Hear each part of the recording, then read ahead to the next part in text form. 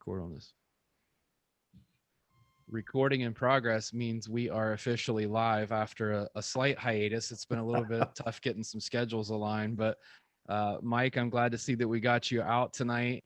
You have a great backdrop and an even better t-shirt with the vintage, perhaps maybe the first ever The Ohio Outdoors t-shirt design. I think it was. I think Big Mike Andrich put it together, and like I said, I was like, what will I wear on this thing? And I went through my closet, and this one popped, and hope it's not too obvious, but it's my favorite one for sure. Yeah, yeah. Mine doesn't even have sleeves anymore, so. Well, mothers do not. That was the other problem. Most mothers do not have sleeves. Mine might fit if I turned it into a midriff, if I cut it about right here, or maybe just cut the belly out instead, because I've grown a little since then. And I blame it on the washing machine, though. I mean, it's all the wife's fault. Either way it goes, whether it's the cooking or the washing. One of those has done it to me. Yeah. Right. I was at my uncle's today helping him with some chores, and I walked by he's got the storm door out there and it's all glass, and I was kind of talking on the phone, and I walked by and got a side profile. I kind of backed up, and I was like, ooh, I got to do something about that. The beach is like 60 days away, and that is not a beach bod. That is a total dad bod right there. It's full display. It don't help. It don't help, buddy, because the beach is like 2-minute walk. So I still got one going on. It's time to go keto, man. You got to go keto, I guess. Oh yeah. That's a good way to do it. So, well, it helps when you're eating wild game and things. That fits right into it, right?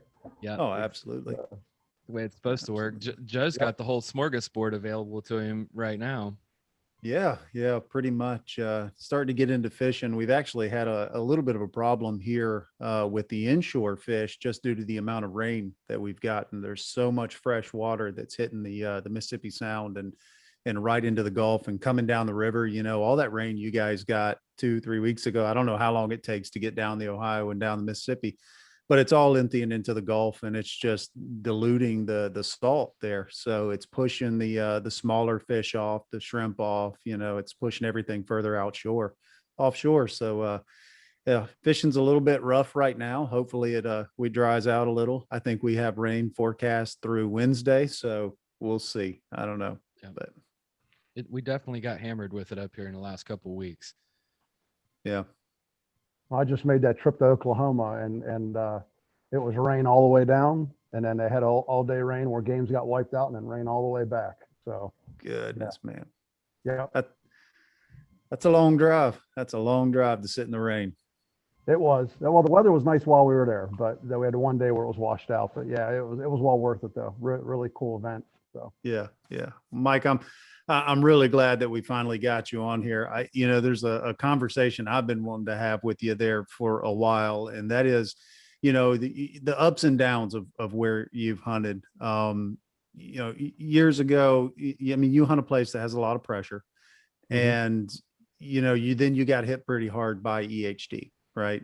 Then you also saw the reduction in the bag population. The deer population, right, with the increase in bag numbers and all of that. So you've had a pretty big roller coaster, but it seems like the last 2 years you have found something that works, right?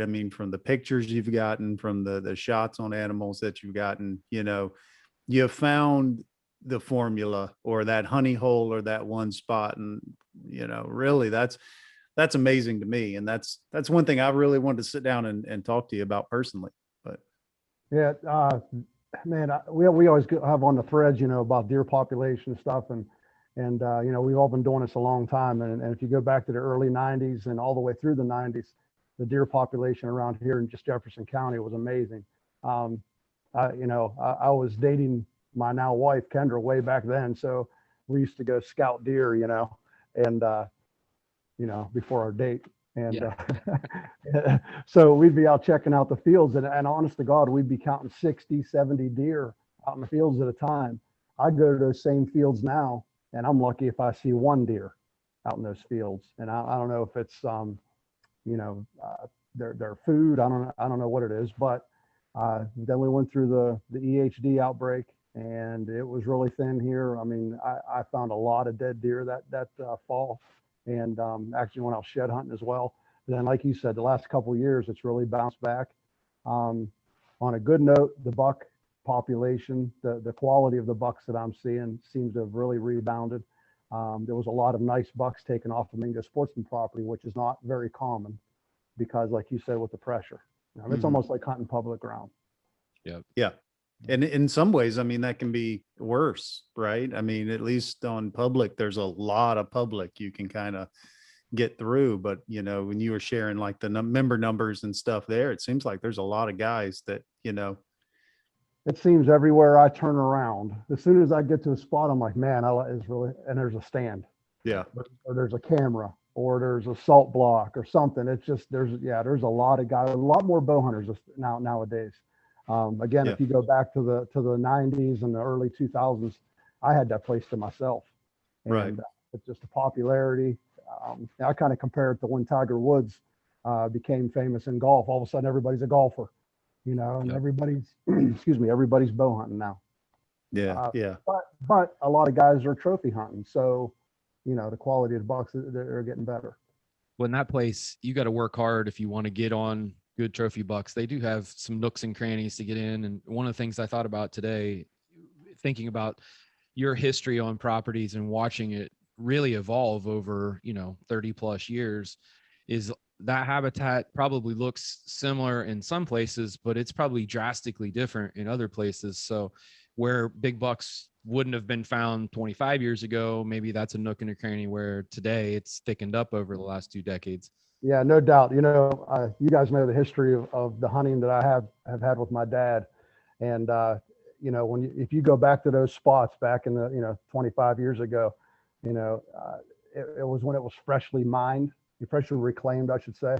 And those places weren't as thick as they are now. You can't even walk through them now. He'll go, hey, you remember that place we went back and, he'll call Snyder's Point or some place that we have names for up there at the club, and he'll say, why don't you go try there? I'm like, Dad, you can't even walk through there now. Yeah. But that's probably where they're at, Yeah. And having rabbit hunted it with you guys and walked a lot of it and stuff, it is really, it's old coal mine land, right? So it's all stripped, spoil banks, reclaimed, and that takes forever to regrow anyways, even though it's reclaimed. The topsoil there takes a long time. So, how many ever years later you're still dealing with the the black locust and the thorn bushes and the everything else. And that's pretty much all it is now. And you're hard pressed to find a good oak woods there now. Most of it is locust thickets and just dense undergrowth, and trying to get through there is next to impossible. Yeah. Yeah. So great cover habitat for deer, but maybe not the best, forage for them, I would say. But right. But you seem to have found a pocket. So, Well, and it's no different than anywhere else as far as, you're trying to find the funnels, obviously the heavily used areas for the rut time where you're catching those bucks roaming through. And it's just a key of finding that spot where nobody else is going to bother you. So if you watch the hunting public on YouTube or on Amazon or wherever you watch it, I watched that and I'm thinking that's me. That's what I have to do. These guys can have private property and they can manage and they can pass on bucks and know they might see it again next year. That's not happening here. Yeah, so. for sure. And it, like you said, it is some hard hunting too. I remember one time we were rabbit hunting and we just, the dogs are running and we stepped off the edge of the road and it was not a hill. It was a cliff. It was, 50 foot down to the bottom. You could tell where they took the dredges through there and everything.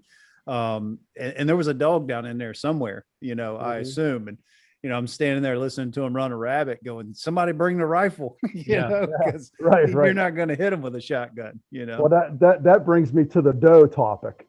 You guys are always on me, Mike, you got shoot a doe. I'm not dragging a doe up out of there. Right. You guys have seen it. Yep. If I'm dragging something out of there, it's going to be worth it. Yeah. I've been on the 4-wheelers down in those hollers. I'm not dragging anything out of there either. No. Yeah. And Rick was down one of them hills too, right? Yeah. I firsthand account of that. Yeah. One of the things that it kind of is a good comparison to, I'm not too far from the AAP reclaimed coal mines and you're, 2.5 hours catty corner across the state from me. But the absolute terrible quality of the soil that's left behind is almost identical in those two places. It's that gray, silty, clay, rocky that doesn't grow Shale, any, yeah. yeah, it's shaly. It doesn't grow anything but, bird's foot trefoil and autumn olive and briars, so Yeah. it doesn't create much in terms of forage, to Joe's point. And so, those deer really got to work hard to find nutrition in that area. Yeah, and I think a lot of that, if I go back to the early 90s story where we've seen so many deer, that's when that was freshly reclaimed. So it was freshly planted grasses and clovers and things, and those deer were flocking to the fields. Now it's just overgrown. Well, what do we call it? The outback. Yep. It just it Yeah. looks like sagebrush or whatever, and it's dry and just doesn't look very appetizing. So Yeah. those deer just aren't out there feeding. They're in the woods catching their early acorn drops. When you're scouting, they're down over the hill, and Yeah. so those are the places that I try to focus on early, just like anybody else. You try to find where all the food is, hunt the food. Yep. Yeah. So. Yeah.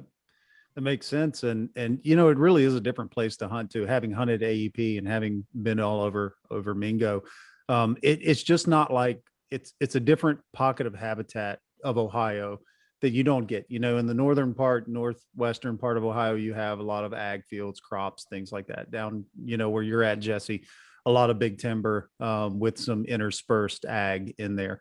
And then you get on those old coal mine properties, and it's like you're in Oklahoma or Yep. something. It's just, big hills, grasslands, bottoms, coulees basically with timber down in them, and really thick. And you can see for a long ways in a lot of spots too. So it's a different kind of place. Like you mentioned, the Serengeti almost when you step Yeah. out on it, so. Yep. With the terrain, it's just it's such a challenge. It's a different challenge. I've never hunted a cornfield in my entire hunting career.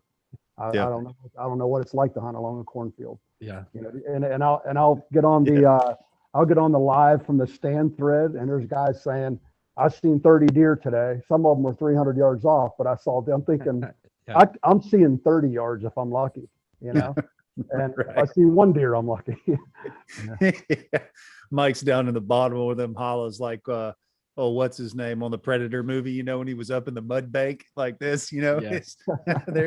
they're in so close on top of him, he's got to. And you're not far off from. I mean, I've kind of abandoned tree stand hunting a little bit the last couple of years. I've been doing a lot of sitting on, we call them spoil banks. I'm not sure what they're called everywhere else in Ohio, but I sit on the side of those and get about 30 feet up on the side, and I take a little shovel with me, and I'll dig in the side of the hill and just put my stool right there. That's how I got mine this year. Yeah. Yeah. That's the perfect strategy. Yeah. And do you think obviously you do, or you wouldn't be doing it, but do you think that's actually helped improve the sightings of the deer that you've seen, the ability to kind of get in there without, going in and mucking it up and hanging a stand and all those types of things? It seems it's almost like the ground assault, more mobile version, and using terrain. Yeah. It's like, I used to use a climber a lot. I'm too old for that stuff now. I got kids. I don't want to break my back falling out of a climber. Those things aren't real safe, but I used to use them, and I've seen a lot of deer use them because I was mobile and, catching them off guard here. And I move, just like we talk about all the time, move. Okay, I seen them over there. We're going to move over there tomorrow, and so kind of the same thing. I just throw my stool in my backpack and I go and stay mobile that way. Yeah. And I guess if you're sitting Joe. up on a spoil bank there, you don't ever have to worry about your backdrop or being skylighted, or you're just kind of tucked in there and sitting on a knob waiting on them to walk below you. So Carry a little thing of burlap to throw out in front of me and give me a little more cover. Right. I remember on the rabbit hunt we did, I think it was the last big one, we still had some snow on the ground, and me and Ernie worked our way down in the bottom and killed that rabbit coming kind of back up the bottom. And I remember him and I standing down there looking around, and you could tell it was a great funnel, but there wasn't a tree in there any older than anybody standing there. So you weren't, you weren't putting a tree stand anywhere, but we were in a great little pinch point between sort of spoil banks, to your point. And I remember us just kind of turning around and looking up like this. And that was the option, was just kind of creep in from the top and just cut over the edge and basically sit on the high wall and hunt that one trail. But really those deer didn't have anywhere to go but come through that pinch. Yeah, yeah. I know exactly what you're talking about. That's Triangle Lake area where you guys got that rabbit. We didn't get very many rabbits on those hunts, so I remember each one. Yeah, that's right. Yeah, yeah. And that's the one you shot from up higher on the hill, right, Jesse? And he was Yep. down kind of lower in the bottom. Yeah, I remember that spot too. I thought the same thing. And yeah, the big hill behind you, and then it kind of flattened off where it went around the end of a hollow, you know, a kind of a point where it went down further. And Yep. you know, it's not you wouldn't really call it a bowl, I don't think. You know, it's just a pinch, a real skinny one at that. So Yeah.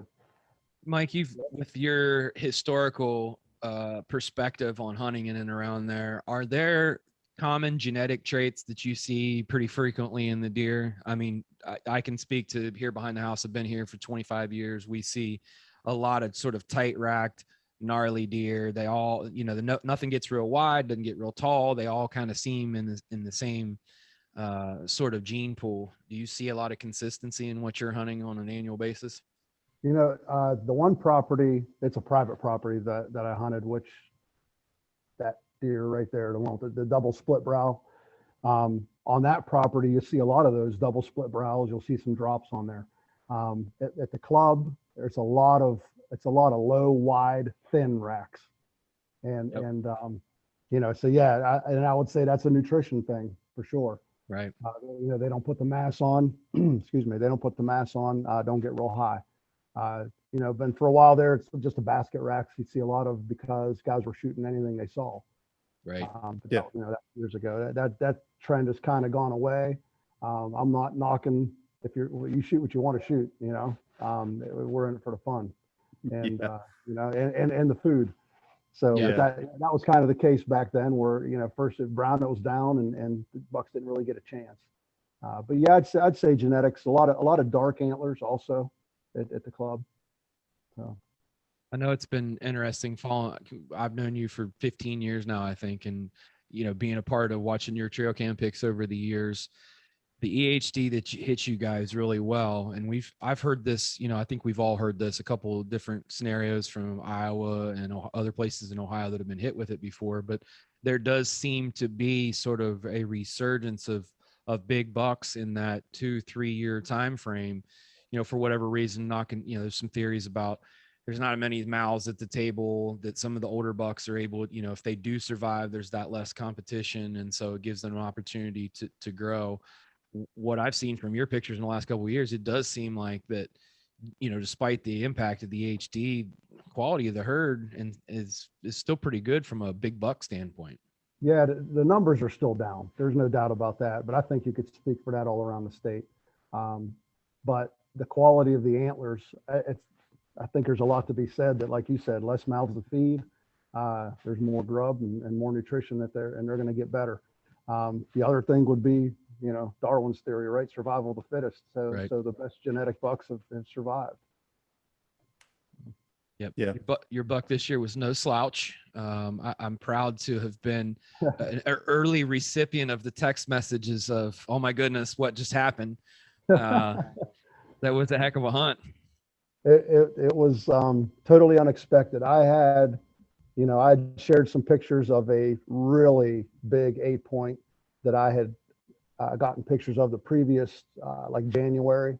And I hunted him at the end of that season. So 2 seasons ago, I hunted him hard and I had him close and never could seal the deal late in the season. And then I got him again on camera in the late summer, early fall. He disappeared. He showed back up right before the rut. So I went in after him. And then this buck came by and never had him on camera. It was just Johnny on the spot, you know, and where he came from, I have no idea, but it was one of those ones you saw him and he was like, oh yeah, you know, get throw off the hanger, let's go. Yeah. Yeah. And when I put the shot on him, it was like, did this just happen? Because, you know, I hit him, he kind of stood there for a second and then he walked off like nothing happened. And I almost got a second shot at him. I was knocking the arrow and he stood there for a second and then he walked off out of sight. Didn't get that second shot. And that's when I started texting you. Yeah. Like, oh my God, what just happened here? And, you know, I let him go for a couple hours and I went down, I found my arrow, found first blood, found my arrow, marked it, and I left. Of course, I called my dad and I told him what's going on. And he's going, go after it now, go after it. I said, Dad, no, I've made that mistake too many times. You know, if he's dead now, he'll be dead in a couple hours. So went home, come back, and he wasn't laying 50 yards from where I last saw him. So Man, it was, a nice track job. Yeah.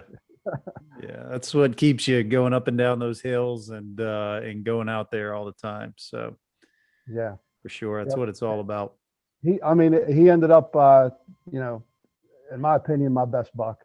Yeah. And score wise, he's right. He probably scores better. Also, I didn't get an official score on him yet, but you know, hunting all these years, I've been after, you know, a lot of nice bucks and ones that I've had on camera, ones that I was hunting before I even had cameras. And to have this one come in and never have seen him, it was a really cool surprise. It was like Christmas. Yeah. Somebody a couple properties away is probably either heartbroken or in bewilderment, you know? Well, yeah, and there was the guy that morning when I parked. We rabbit hunted there one year. It was not the cemetery by where we used to have the gatherings, but the next cemetery down. I don't know if you guys remember it or not. I would park at that cemetery and walk up. And that morning, a guy had just pulled in right before me.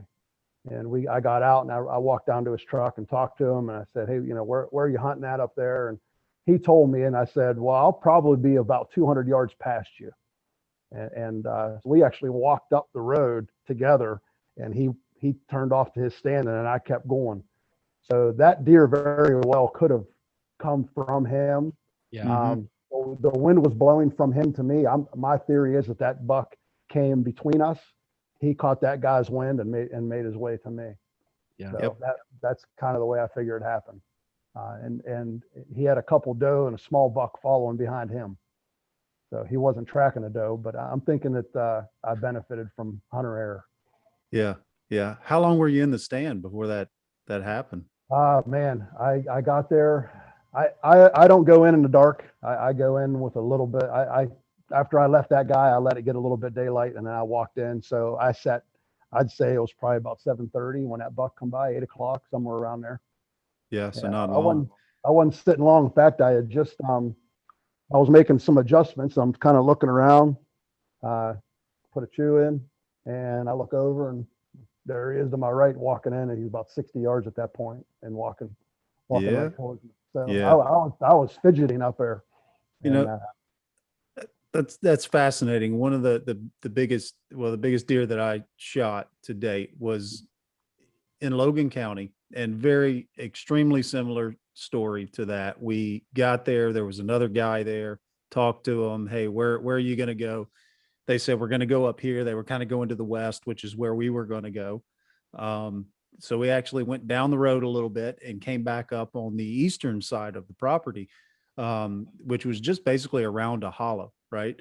And we came up and I got in the stand, and they would have been directly due west, which was the direction the wind was coming from. And similar, you know, got in there, got a chew in, put the bow on the bow hanger. It wasn't 30, 45 minutes. I look west, and here comes that deer following a doe. And I've always thought too, that probably them going up the hill, right? Or, you know, that deer was downwind of them. And he just said, hey, I'm going to mosey on out of here. And he wasn't running, doing anything. You know, they were probably a good 400 or 500 yards further. And he did, they just walked right in. And I've always thought that, you know, if it wouldn't have been for that guy that morning, I would not have shot that deer, you know? Yeah. And that stuff's crossed my mind many times. And, you know, he came in nice and calm, didn't act like he was fidgety or anything like that. But, you know, he probably had to put enough distance between him and that guy. And maybe that isn't what happened, but it sure seems like a good theory, especially since I've never seen him before. Yeah. I mean, I had a couple cameras out in that area trying to get a bead on that 8-point, and this guy never was around. Yeah. That deer was a 6x6, wasn't it? Yeah. Yeah. He had a couple stickers here and there, and a couple West Virginia points that make him a 14 maybe. Yeah. I'm still waiting for that, like, never seen it giant buck to come by half an hour after I put a chew in. So, you know, I'm glad that I'm the odd man out here, but that leaves me hope, right? That can still happen to me one of these days. Yeah. You just got to get somebody to circle in upwind of you a few hundred Yeah. yards. Yeah. Yeah. Yeah, there you go. And, I mean, I think there's a lot of credence to it too, because if you look, at nature, right, I'm sure you guys have followed a pair of coyote tracks in the snow, and you'll notice, when they get to a brush pile or something like that, one goes around one side and one goes the other side. And because they're trying to run something out one way or another to the other one, right? Not necessarily scent, but just movement. And I think, if that's how they hunt, I think there's probably a lot of credence to it. Yep. Yeah, all I know is, to my knowledge, that guy never came back to that stand. So, maybe he saw it on Facebook and he was like, Poor fella. maybe that was the one he was hunting. I don't know. That Mike guy, he cut me off. I've been in there for 32 years. Yeah. I can say that I did kill my biggest buck by purposely getting winded. Saw that deer bedded in a thick slough, walked in intentionally knowing I could crest the hill about the same time that I could see my wind would be blowing down into where he was bedded in that slough. And that, it was just a nice gentle breeze coming over my back. And that deer didn't like that. They didn't try to just sprint out of there, right? They just try to work their way out of there. And that's exactly what happened. He got up, smelled me, looked around, couldn't really figure out what was going, picked a path out, just happened to pick a path out where I could put a slug in him. But, they don't just always just bust ass out of there unless you practically walk right on top of them. When they do catch wind, or, scenarios where they'll listen to somebody walk in and get in a stand, and then they'll wait for them to get settled and wait for that noise to stop. And then they know they've got it pinpointed and they can work off the opposite direction. Yep. Right. And how often do you see it during deer drives or something where that big buck that you happen to kick up comes right back through you, or cuts out to the side? They're not going to run straight out to those standards. They know. No. Yeah. They got big for a reason. It's a thing. Maybe all them years have been doing those deer drives wrong, instead of trying to push them straight ahead, with a line of people. Maybe you got to pay more attention to the wind, put the standards downwind, and just send one or two people upwind and scent bump them, Yeah. Yep. And they talk about that a lot on that hunting public. When they're doing drives, they're using their scent more than anything to try to get the deer up and moving. Yeah. Yep. Makes sense. And I kind of learned that lesson the hard way around, hunting in flat land there in Ohio forever. I never really had to pay attention to thermals too much, right? You pay attention to wind, plus using the scent smoker, right? Smoking the clothes and stuff. And it was always, I never really had to pay attention to thermals. And then it ended up in Arizona hunting elk, which have zero tolerance for smell. A mile away, have zero tolerance for it. And the first week I'm stomping around elk country, putting on 17 miles a day, and I'm not seeing anything. I'm seeing sign, I'm seeing, droppings and rubs and all kinds. I was walking up on beds and stuff, but I'm not seeing elk, and I'm keeping the wind in my face. I'm not getting skylight. I'm doing all the things you should be doing, except for that whole thermal thing. I mean, really, if I've got a good wind hitting me in the face, what are the odds of my scent going somewhere other than the direction behind me?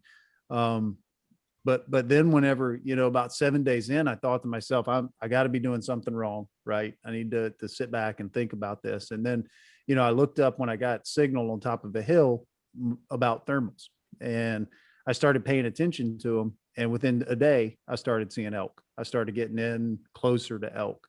And it really blew my mind how much zero tolerance that they had. And they're just like whitetails in a lot of ways. They love to bed on points right over the edge, little thickets, everything mentally about how they act. A lot of times that I saw were just like whitetails. But when it comes to scent tolerance, you won't walk up, typically, in the deer woods, you could walk up and if you stop and look around and that buck blows up 30 yards from you and takes off, or you jump one out of a thicket, elk, you just never see them. They're gone long before you even get there.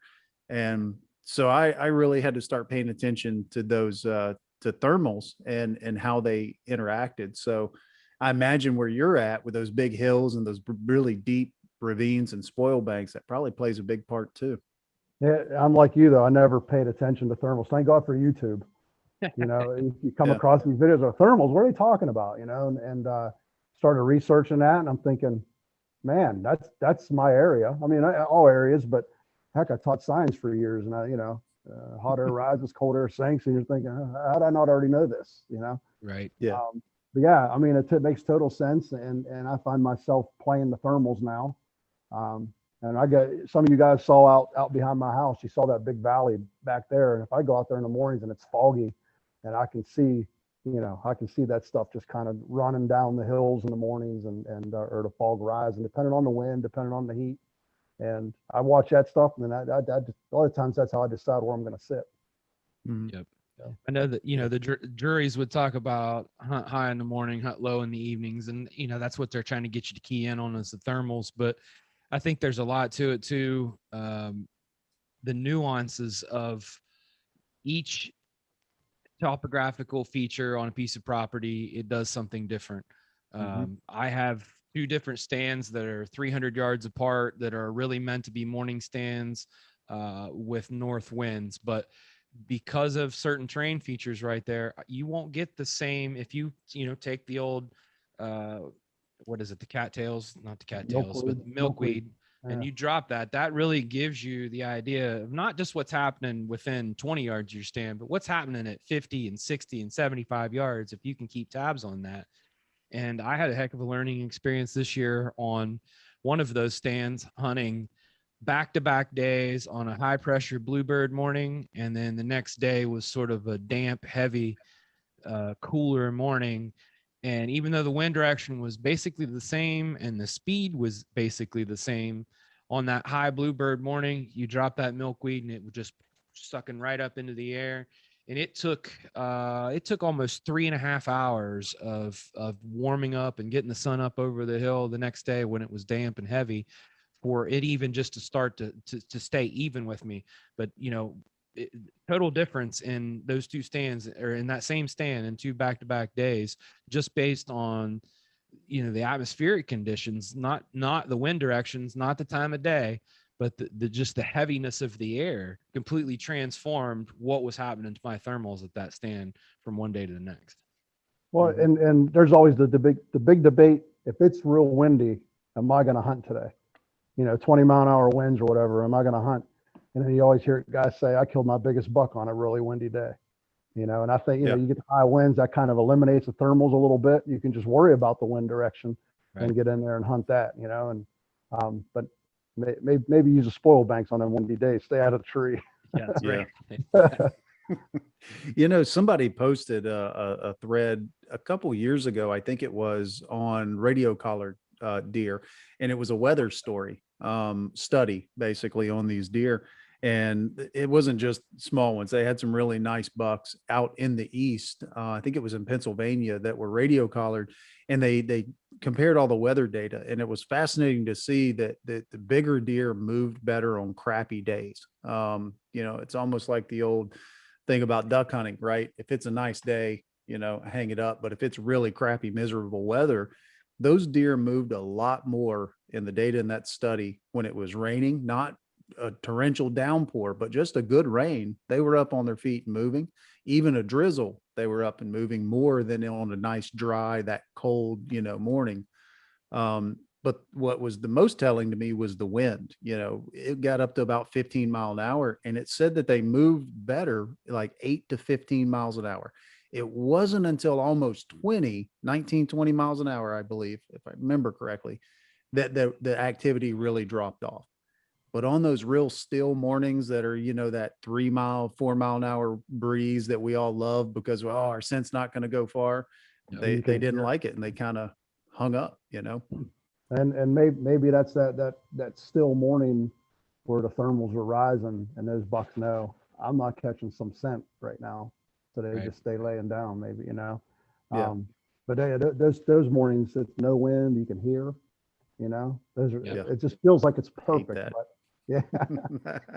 I hate that. I hate it when it's so quiet in the woods. You can't do anything in a stand. You can't, clear your throat, nothing, because you're listening to squirrels that are 80 yards away going, come on now, there's no way I'm going to be able to draw this, get the bow down, draw this bow without a deer at 30 yards hearing me, because I can hear a mouse fart this morning. I'll Mike, try to find that link and repost it for anybody that's listening on Yeah. that study. Mike, you hit on something earlier about trailing deer a little too soon, and I know you had kind of a tough stretch, couple of heartbreaking, quite literally heartbreaking losses leading up to this year's success, and so you know, from the lessons learned angle of things on the blood trailing, I know you've been on some really interesting track jobs in the last, you know, half dozen years. Sadly, Any insight on what you've seen some of these deer, you know, these bucks try to do once they hit survival mode and really searching out those nooks and crannies in your place? Because like we've alluded to, there's some hard to get to places in your neighborhood. Yeah. Man, it was a rough stretch. I started to really question my abilities and what I was doing. And you know, a couple of the ones, I lost two recently. And in fact, one was earlier this past season. And they were lung shots. There's no doubt about it, but they were both one lungers. And I know for a fact the one was a one lunger because a guy on a neighboring property shot that buck 2 weeks later during gun season. He called me up and said, "Hey, I got your buck," and one lung was taken out, you know? But that one in particular, it was like tracking a rabbit because where I hit him, you know, I gave him about 4 hours. I gave him before I started tracking him heavy.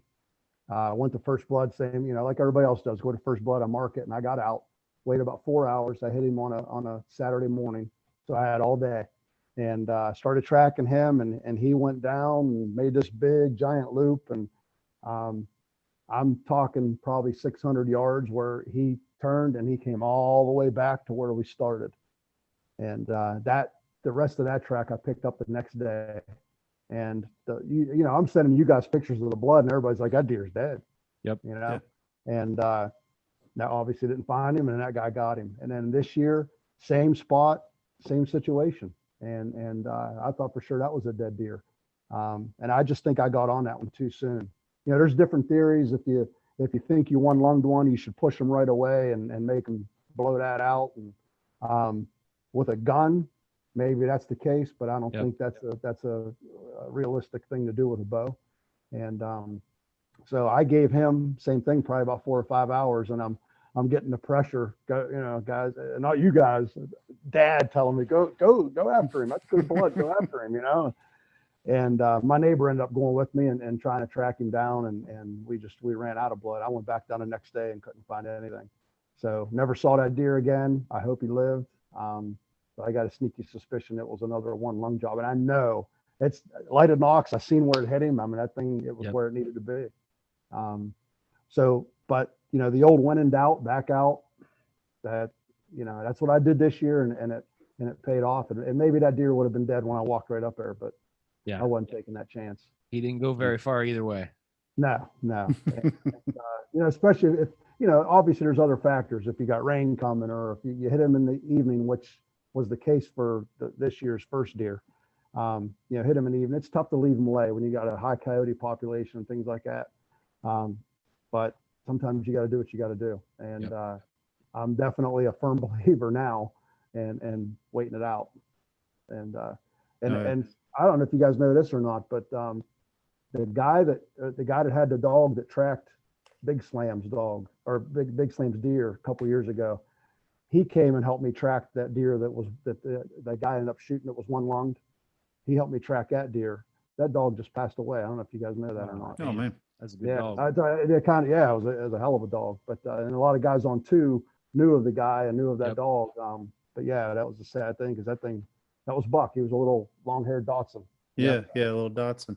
Yeah. Now, to have a professional, right, blood trailing guy, a guy that has a dog and has been on many of blood trails, when you were trailing that deer with him, you know, what was his opinion on it from looking at the blood and stuff? I mean, did he say much either way? Like, you know, one lung, or we're going to find him, or as soon as he started tracking that deer, he said that buck's going to live. And I said, "How do you know?" And he said, "I can tell how the mannerisms of Buck. I can tell his mannerisms, how he's acting, because apparently there's an endorphin or something that they give off in their feet. Yep. If it's a fatal hit, that dog can tell that smell just from what's coming out of the glands on the hoof." Man. Yeah. I've always So he heard said, about the gland on the hoof, particularly like a high alert or they run away, that there is some secretion there. So yeah. that kind of jives. Yeah. Yep. So yeah, he said right away, he said, I know we got good blood, but that deer's going to live. Wow. Yeah, and that's from a guy that's been on, hundreds of blood trails and does that as a dedicated hobby, Yeah. So and knows his dog and everything else. So for him to call that shot like that, that's that's Yeah. pretty good. And Yeah. we still tracked it for a long time. He said, we'll Oh, try. yeah. We'll make sure. Right. But yeah, I learned a lot, and that dog was amazing. It would get the blood and stop and wait on you to come up and mark it, and then it would take off to find the next blood. Crazy. Yeah. Yep. That's pretty amazing there. So Yeah. And So- Mike, you got baseball season behind you. I know that kind of takes turkey hunting off the table for you, but Yeah. it's behind you now. So where are you in your prep for September?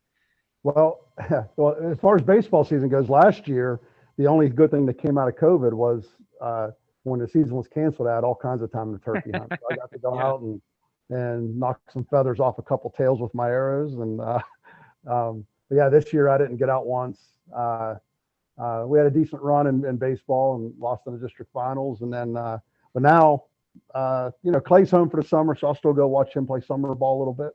But I'll start amping it up now, getting cameras back out and getting ready for late September. So yeah, and that is kind of the one weird thing about there. You've always had pretty good turkey hunting from what I've seen around. We talked earlier about that AEP land with a lot of grassland and those low lying bottoms and stuff. The turkey population though has been pretty decent from what I've seen in that scraggly type atmosphere, that land there. So yeah, I wish I had a better answer for you this year on it. The only thing that I do religiously is I look out in the backfield behind my house and see if those toms are out there strutting. And the guy who owns the property didn't mow this year until about a week ago. So the grasses were pretty high, and they I don't think they prefer that because they can't see predators or whatever reason. But they weren't out there strutting around very much. So I'm not sure if I missed a whole lot, but I missed being out. That's for sure. Yeah. yeah, That was my only gripe in my short but distinguished baseball coaching career for all of about 4 years. And wait, I can't turkey hunt. Yeah. yeah. I mean, yeah, you could if but it's in the morning, but you got work and things. Yep. So you can't take advantage of the evening hunts when it's time. It's a lot of time. It is. Yep. And I've always said I wouldn't mind maybe getting into the college ranks to coach, but they have fall ball. Yeah. One of the reasons I got out of coaching football, I'm like, I want to deer hunt too much. I can't do it. Yeah. Right. Yeah. But that's a lot of time. That makes sense. I'm a turkey hunting fanatic. I will always, I don't understand it. I will always love the turkey hunt. Even, this year, I went up to Kentucky and met Alex, and, I didn't buy a license and tag or anything because in Kentucky you don't have to, right, to accompany another hunter. In Ohio you do, but in Kentucky you don't. So, I hopped a flight. He picked me up in Dayton, and I was just carrying a camera. That's how much I love turkey hunting. And the turkeys there there are so many birds down there. It is ridiculous. The past 2 years though, they haven't been very vocal. I mean, they'll gobble, but not to you. They're just kind of doing their social thing. And you'll hear one and you can kind of get in close-ish, and try to figure out where he's at, and then wait 15, 20 minutes. He'll gobble again. You make a decision if you can get in close. And it was kind of the old hunt 'em like deer type thing. They're on this ridge somewhere, they're on this point. And, we're in Ohio, we are really aggressive turkey hunters. And down there, we've really had to slow it down. A lot of clucks and purrs and social feeding type calls, and a lot of leaf scratching, lots of it. So that's something new we started doing this year, but we figured out, man, it works. And, I don't know if a bird is not hammering calls to me and coming in and I know he's moving distance. I think I'm going to slow play him like that from now on, just because it works. I mean, it's not as fun as having that bird come in and blow up, spitting and drumming, but these birds, they weren't going to do that anyways. one of them that he shot, we called him off of another hollow, off of a ridge, down into a bottom, and he had to fly across the creek. And this was a creek that I was looking at it like, I'm going to find a better place to cross, because it's just that real deep, rocky, no water, but just cliff banks, and he came off of that hollow, down the side, crossed that creek, and came up the other side halfway of another hollow in about 30 minutes. And all we were doing, real light, about as light as you can get a slate to work, call, and a lot of leaf scratching. I just take a stick and scratch the leaves. And when he came in, he came up high enough to where he could think that he could be able to see that hen, and stuck his head up over a log and just sat there and looked around. That's it. So all you could see was a little red head looking around like this, and Alex shot him. And then the birds before that we called in, same deal. They came up, they stopped about 5 foot short of a logging road, and all you could see was their heads looking around, like, and they didn't stay there long. Once they realized there's that bird's not here, they started a little, head button, I'm out of here deal. And that one got blasted trying to make his escape. But I love it, even when they're not spitting and drumming and going crazy. And I found that out this year, that even when they come in quiet and all you can see is their head, I still love turkey hunting. So I think the biggest flaw on my end with the limited turkey hunting is I call way too much. Yeah. The thrill is hitting that slate and then hearing gobble. That's my thrill. And if they don't answer me, I get mad, and I'm like, there are no turkeys here, Yep. Right. And I know they come in silent and this and that, but that's like the thing that gets me going when I hear that thing gobble back at me. I'm doing it right. I'm doing it right. Guilty. And that's the general commentary I've heard about Ohio's turkey season pretty much across the board this year. It was a lot of hunt 'em like deer. It was really quiet spring up here. And I get bored too quickly for that game. If I can't make them talk, and I've taken Joe's advice to heart, and we've talked about it on previous episodes about, not calling too much. But even if you can't get a gobble, like, I need something to get me charged up. But, I went 3 days in a row, which should have been prime time that second week, and I didn't hear a single gobble in 3 days. So, I don't know what that says about my population. Probably not good things, but, in general, I've talked to some really good turkey hunters that say, that first weekend, that first 5 or 6 days they were on, and then it was basically radio silent for the rest of the season. Yeah. If I don't hear an answer, I got to at least tell me you're there. Right. Mm-hmm. Give me some hope. Yeah. Yeah. And this year we hunted again the second week of Kentucky turkey, which it coincided with opening week there in Ohio. And, we were down there hunting, and I looked at Alex and I'm like, man, you're going to have a hard season in Ohio this year.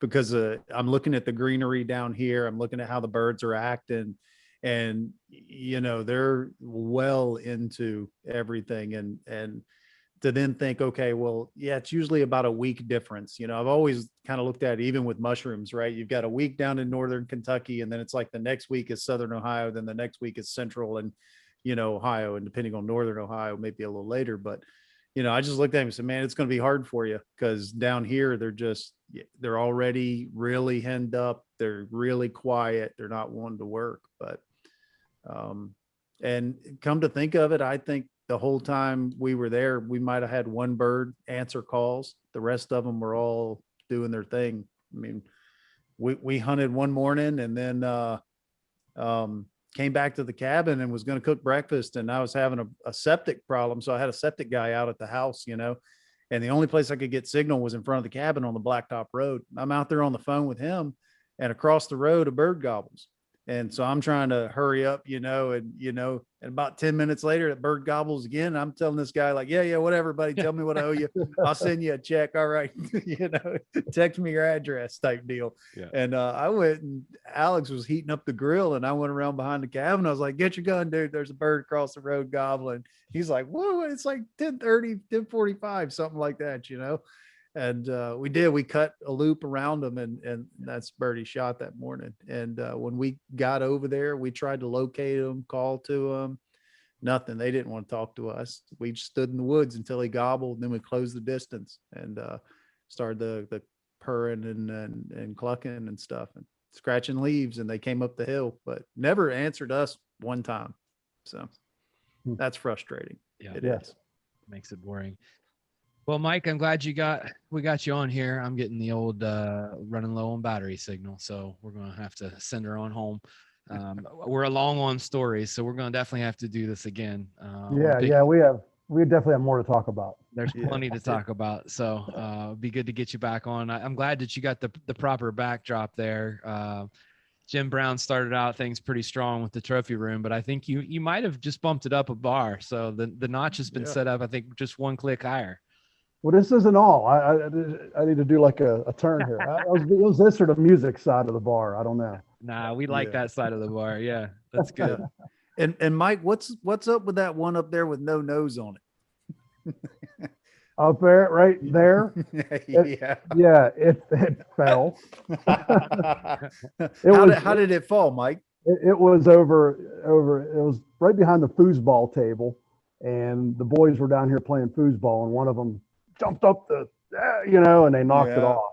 Yeah, and I remember they came up and they were like, "Dad." Yeah.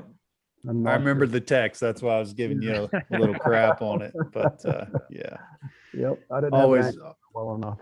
Yeah, always good talking to you, Mike. And to our listeners, sorry about the delay, right? Turkey season, early spring, there's a lot to do. We'll work on the upload schedule, right? Yeah. So yeah, lots of piece in.